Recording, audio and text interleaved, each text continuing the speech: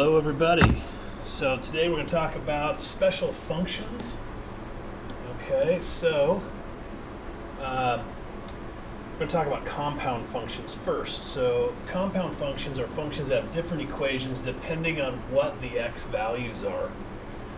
So for example, in this case, f of x is going to equal negative x squared plus 2 when x is less than 0, but it's going to be x plus 2 when x is greater than 0.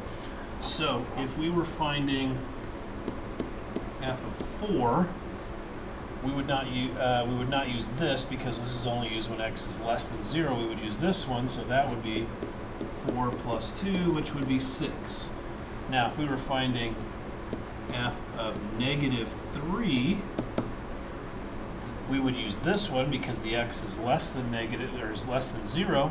So that would be negative 3 squared plus 2. So that would be 9, that would be negative 9 plus 2, which would be negative 7. Okay, and then if f was 0, we would of course use this one because this is the one where it's equal to, so that would just be 0 plus 2 would be 2. Alright, so that's the way a compound function works. Okay, so if we were going to graph this thing, okay, we could graph it on the graph below. So this, of course, is a parabola. It's an upside down parabola because it's negative in the front here, and it's moved up 2, so it would be here, and we're only going to want the less than 0 side. So then what, negative 2 squared would be negative 2 squared would be 4 minus 2. So it's going to be like right here. And so this thing's going to go like this. Okay, it's going to have an open circle at 0, which that's not appearing to be an open circle, is it?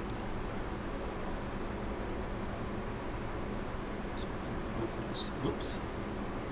Put an obvious open circle there. And then we go on and we do, it's going to be a line from x is greater than or equal to 0 on. So it's actually going to start out at 0, so I guess it's going to fill that hole right there. It's going to be a line that has a y-intercept of 2 and has a slope of 1. So it's going to look like this. So you can see there's a big difference here. You got a curve, and then at 0 it changes to a straight line. Okay. Moving right along. So, write the absolute value function f of x is going to be absolute value of 2x minus 4 as a compound function. Okay, so there's two different parts to a function, absolute value function. So it's going to change. Remember, an absolute value always looks like a v. Okay, so you've got a v, looks something like this, and it's going to change right here at the vertex. So we got to find the vertex. The vertex is going to be when this is equal to 0. So we're going to take 2x minus 4, set that equal to 0, and solve it. So it's going to change at 2. So we're going to go right here to 2. And, whoops, not there. Sorry, that's going to be the vertex. We can go ahead and plug in 2 here, and that gives us 4 minus 4 would be 0, so it's going to be a v right here. Okay, and then it's going to have a, if we plug in a couple of points, we can get the sides. Okay, so if we plug in 0, we would get 0 minus 4 would be negative 4, and then the absolute value of that would be positive 4. 1, 2, 3, 4 would be right here. Okay, and then if we plug in, say, 4, that would be 4 times 2 would be 8, minus 4 would also be 4. So this thing's going to look like this. Okay, And now we can, once we have the graph, we can easily see that this part right here is going to be negative 2x on the slope, because going down 2 to the right 1, and plus 4 is the y-intercept. Okay, and we're going to use that when x is less than 2.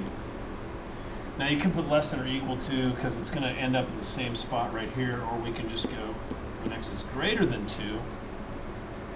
This thing's going to have a slope of 2 instead of negative 2, and it's going to have a y-intercept of negative 4, because if I continue this down here, we're going to get that. So as you can see, these are opposites. Negative 2x, positive 4, negative 4, okay, and it changes at 2. So here is my compound function. All right, here we got a really wicked-looking compound function. The cost C of using an overnight delivery service to send a package depends on the weight x in ounces of the package. The following step function gives the cost for packages that weigh less than a pound. Okay, sketch a graph of the function. So these are the ounces right here. So between 0 and 2 ounces, it costs $8.50. So $8.50 would be, I don't know, right about here. We're going to have an open circle here, and then we're going to have an open circle at 2. Okay. Again, my open circle didn't show up very well. Okay, so it's $8.50 for between 0 and 2 ounces. Then, at 2 ounces, it jumps. When it hits exactly 2 ounces, it jumps up to $9.75. So it's going to jump up here. It's going to be a closed dot there. And I believe that goes to 4 ounces. Yep. So an open circle there. And then it jumps to $12 from 6 to 8 ounces. So it's going to jump here. Okay, and then $15.50 from 8 to 10. So $15.50 is going to be right here from 8 to 10.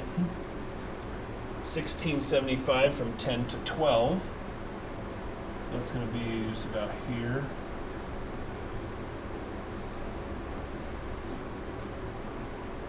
Oh wait, somewhere I messed up. Let's see. 850, 975. Oh, I missed 12 from 4 to 6. I got that one.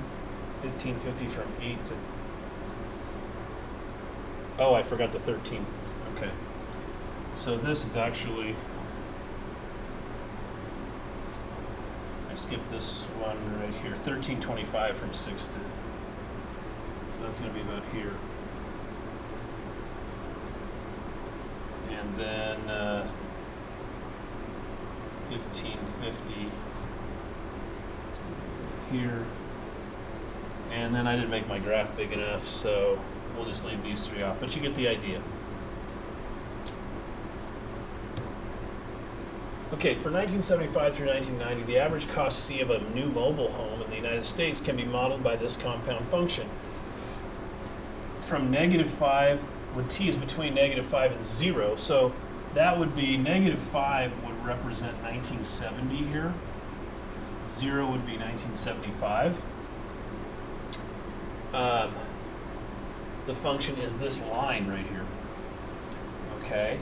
And then it becomes a parabola after that from 0 to 10.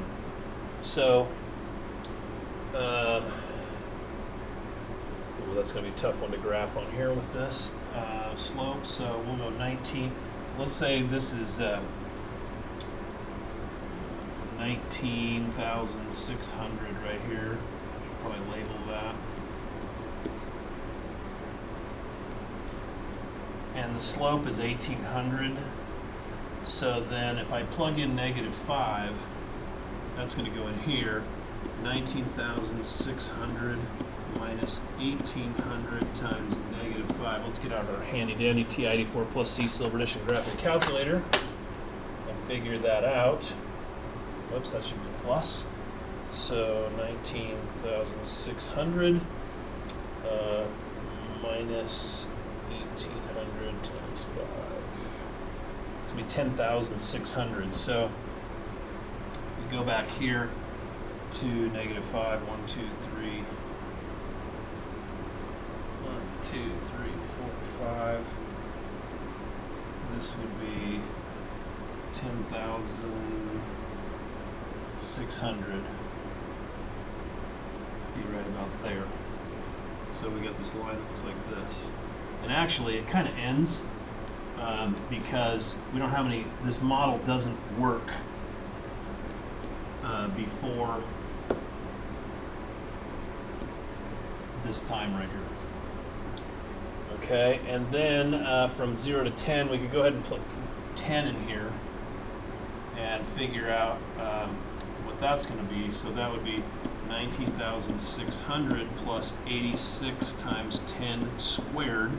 So that's 100 times 86 plus 19,600. That's going to be 28,200. Okay, so 28,200 is going to be, let's see, here.